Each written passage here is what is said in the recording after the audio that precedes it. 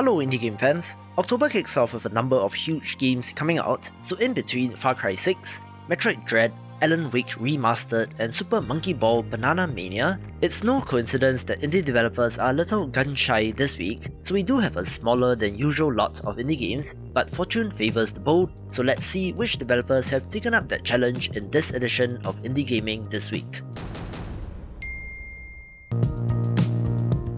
Let's begin with Cooking Companions, one of the cutest games on the surface, being a visual novel title centered around cooking. However, fair warning, it's not a spoiler since the developer put it in the description that this is a horror visual novel with some dark and disturbing themes, so perhaps along the lines of Doki Doki Literature Club. Set in the remote woods of a mountain range where food supplies are running low and flood waters are rising, find a way to manage and survive, with talks of buttering someone up or winding up on the chopping block. Metaphors of course, but can be quite disturbing if taken literally, making this a title of interest.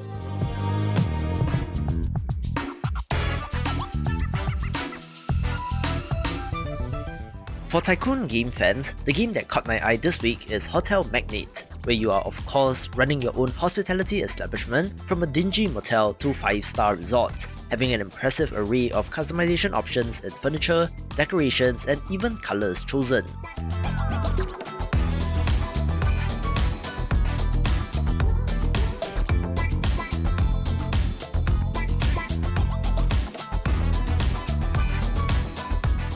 Again, I don't expect to be tremendously surprised by what this game has to offer, but it looks like a really well-made entry in the space.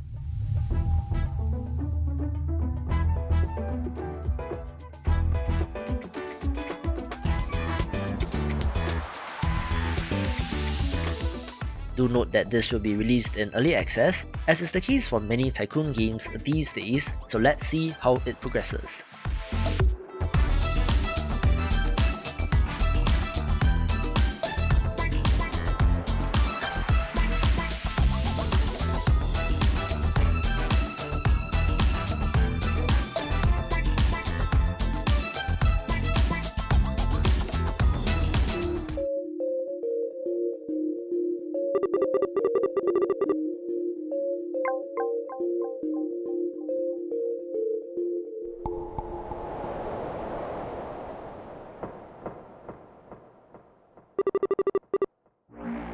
I remember covering the Prologue demo of Night Reverie quite a while back, but the final release will be out this week.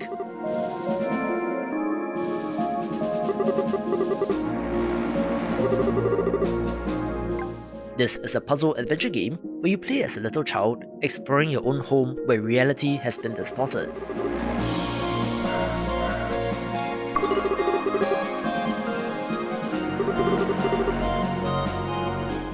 While there is the potential for this to be a horror game, I don't think that is that sort of game, focusing more on the mystery aspect, but the great look makes it of interest to adventure game fans.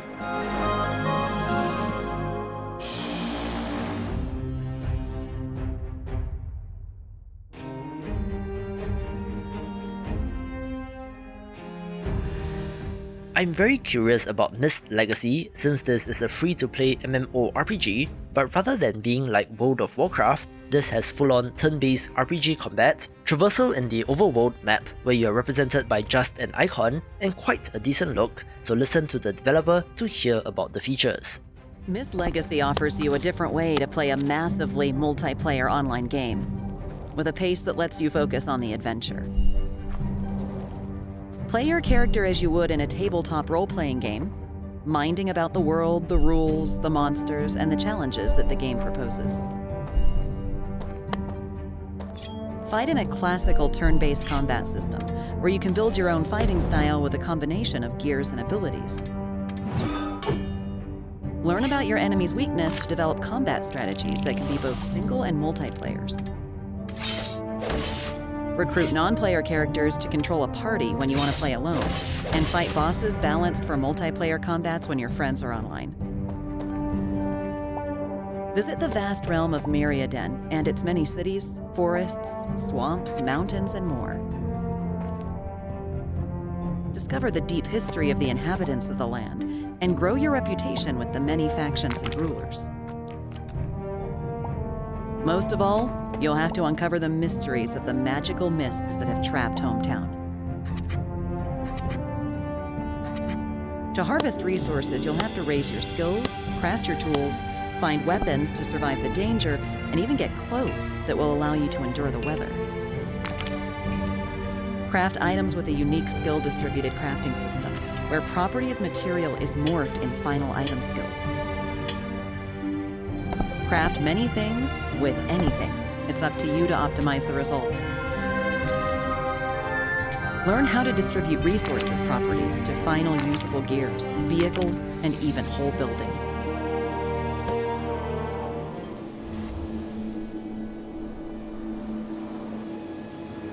With great sorrow, I pass this duty on to you. Do not be afraid, as I will guide you through. I mentioned the Lightbringer a little while back when talking about upcoming Zelda-style action-adventure games, where it will launch this week and looks pretty good.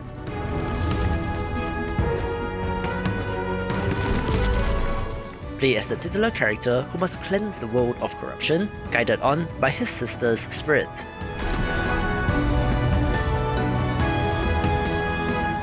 It looks fairly decent, but might just be a little bit of a smaller game, but in line with titles like Oceanhorn, could end up being pretty neat. Lightbringer, your story is about to begin. Do you have enough courage and light within?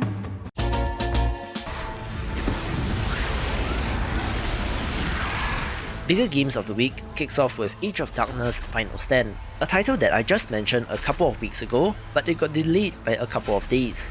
Not going to harp on this one, but it's a great looking survival base builder like They Are Billions, making this a title of interest.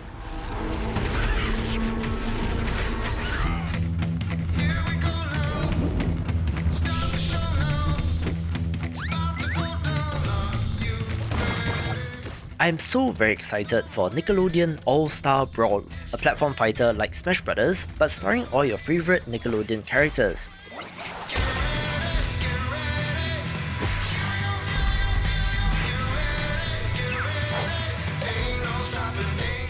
Without a doubt, these characters were a part of many people's childhoods, mine included, so to see them in a great looking one of these is pretty exciting.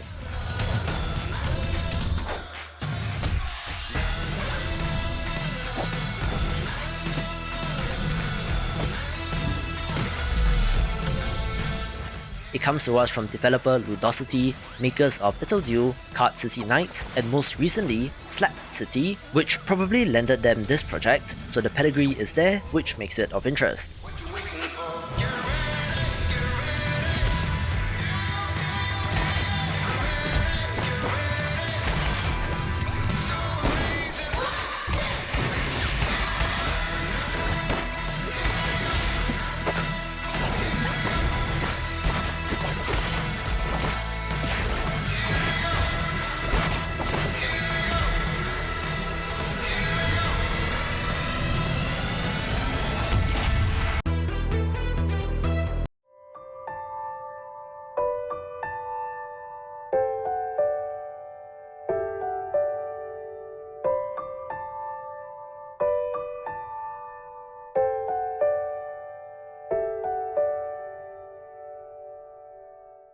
Smaller Games begins with Bear's Restaurant, a very cute looking management title where you're making food for your customers, but is actually set in the afterlife with some darker themes.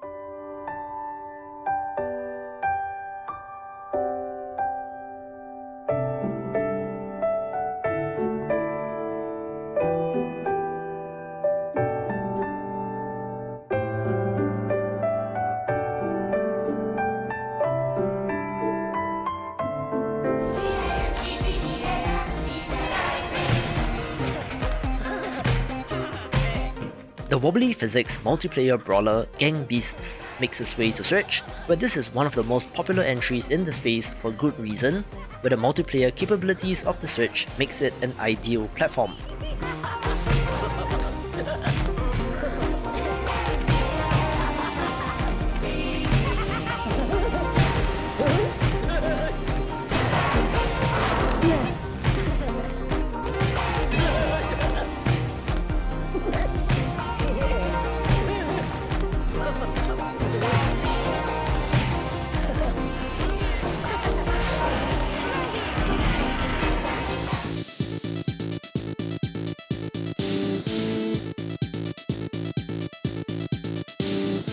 This next title is for shoot 'em up fans, where Hell Blasters looks like a very classically made one of these, but where the gimmick is that you're able to blast away the bullet hell, giving it somewhat of a different feel.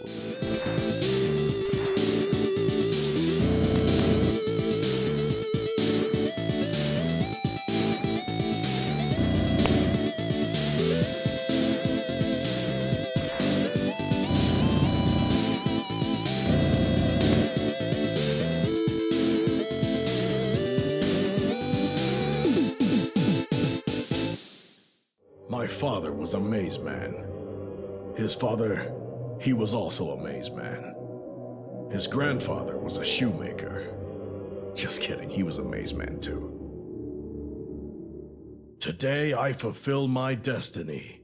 Today, I become the Mazeman.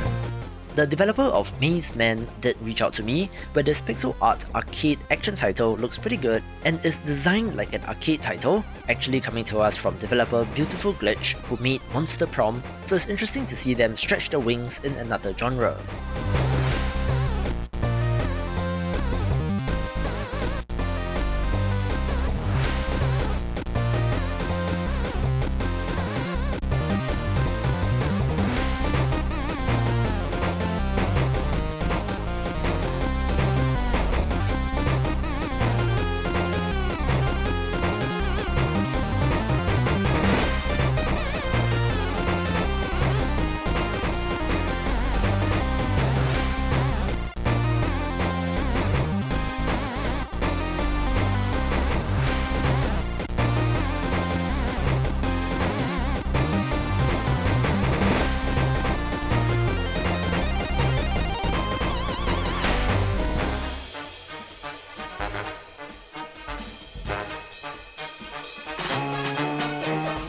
A couple of demos of interest this week, the first of which is Mosaic Heart's Prototype, looking to be a single-player fighting game where you can recruit all defeated enemies, looking like it could be neat.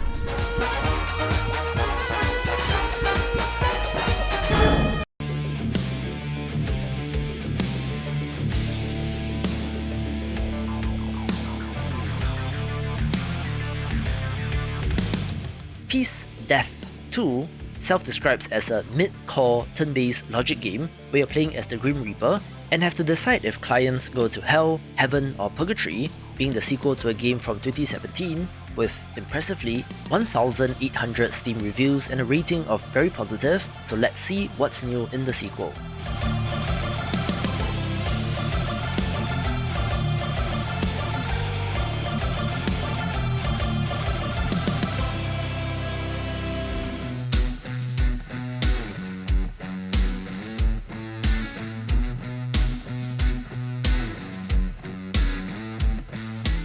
The second demo of the week is Ship Graveyard Simulator Prologue, a first-person simulator title where you're taking apart grounded vessels for scrap. Think of it as Hard Space Shipbreaker but with conventional ships, and you get the idea.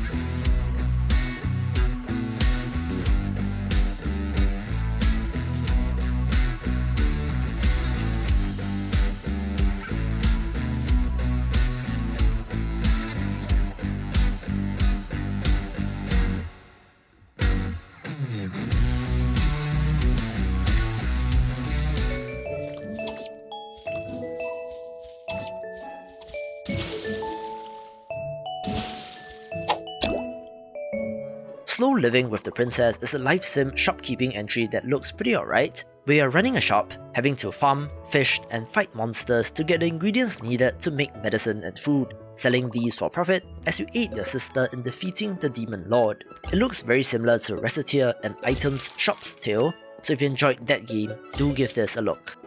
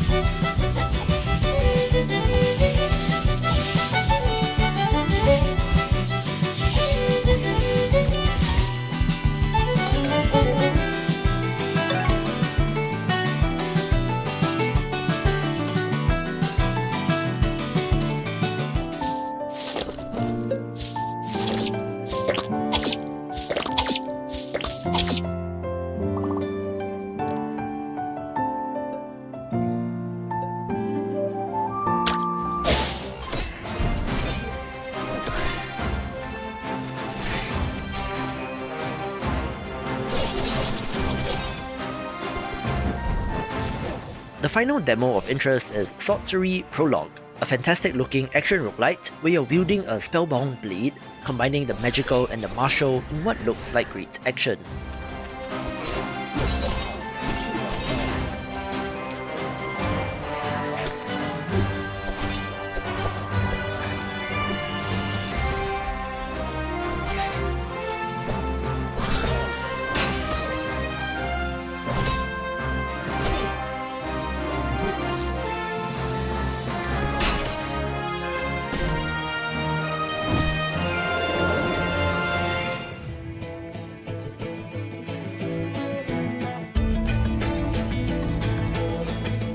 One of the charming games from last year is The Last Campfire, coming to us from developer Hello Games of No Man's Sky fame, coming to Steam this week after being an Epic exclusive.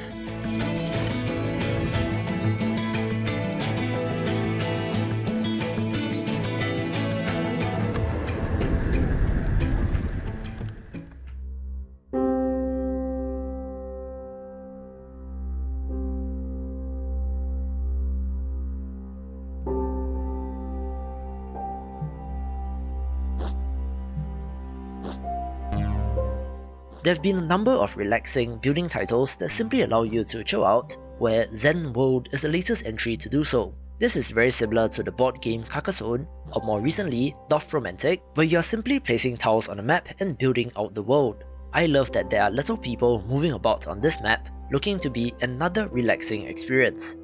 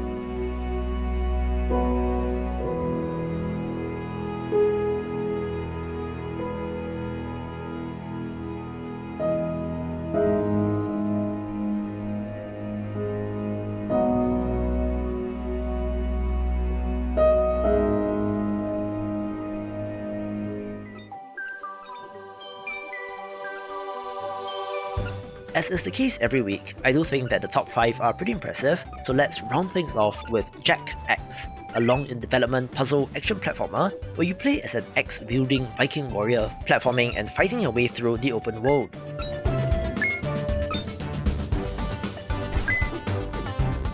Me being me, of course I love the pixel art, which is vibrant and lovely, even having support for multiplayer, which makes this a title of interest.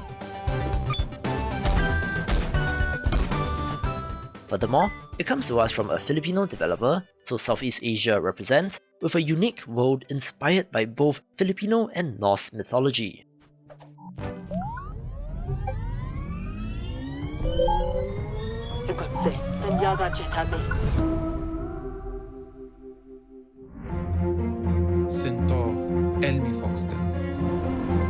This next title is a fascinating entry since Jet the Far Shore is a cinematic narrative exploration title that comes to us from the OG indie developers Super Brothers, who made Sword and Swordcery 10 years ago and no games since then.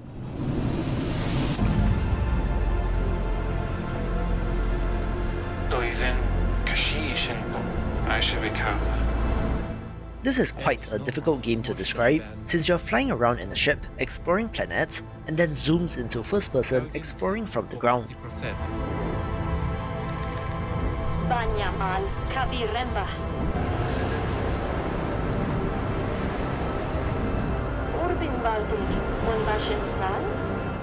It's not a combat-focused title, where you're cataloguing creatures and plants, but do have to avoid conflict here and there.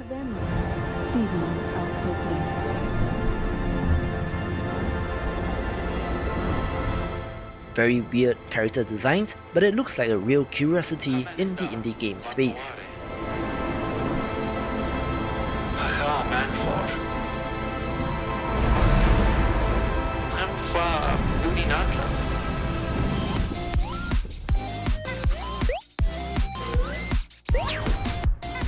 I had the Steam launch of Tori 2 on my list last week, but the gameplay trailer was not available, so I held off, where this week, the Switch port launches, so it's as good a time as any to jump in.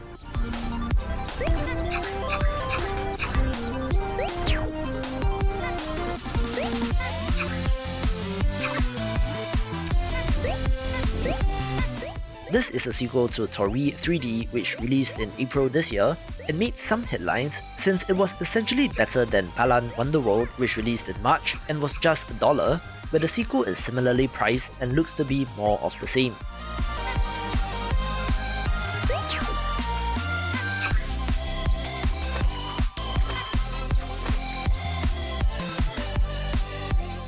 Wonderful, vibrant visuals as well, making it of interest if you love 3D platformers.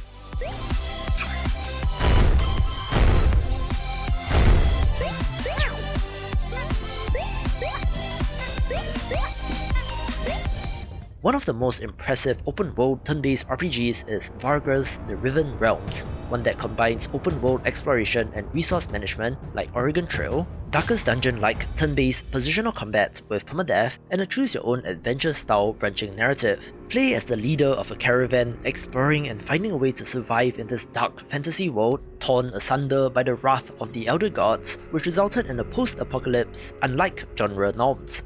Yes, the price is on the high side, but this is a very dense, text and content-heavy, multi-hour kind of experience with plenty of replayability, making this worth a look, where if you're on the fence about this, do check out the free demo before making your decision. The River Realms, they call it. What a fine poetic name for something as rotten and twisted as our land has become. Terrible beings entered through the cracks in the tapestry of reality, arose to rule over the natives. And the River Realms, now godless and vengeful, reincarnated from the ashes. Many ventures specialize in transferring cargo and passengers over bleak and deadly leagues of land. Others try to take everything of value from said travelers, or attempt to find buried treasures among the ruins of the old empire.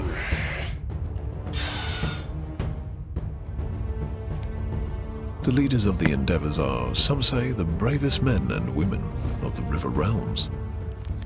Such a leader is called a Vargras. What a profession. Daring and savvy, always watching the horizon, always looking for an opportunity.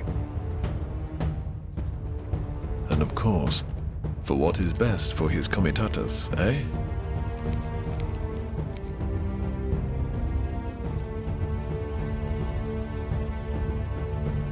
Many of your kind have I seen in my long life as a vagabond.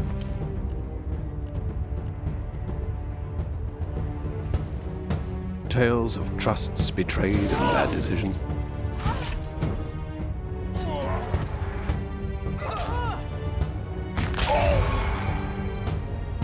Not a pretty story, eh? Yet it speaks so well of this land and the damned souls that journey through its forsaken reaches. And you are a Vagras too, are you not? Here's the story about Billy, the quiet kid sailing at sea. One morning while fishing, the sky suddenly turns to gray, and all the colors fade away.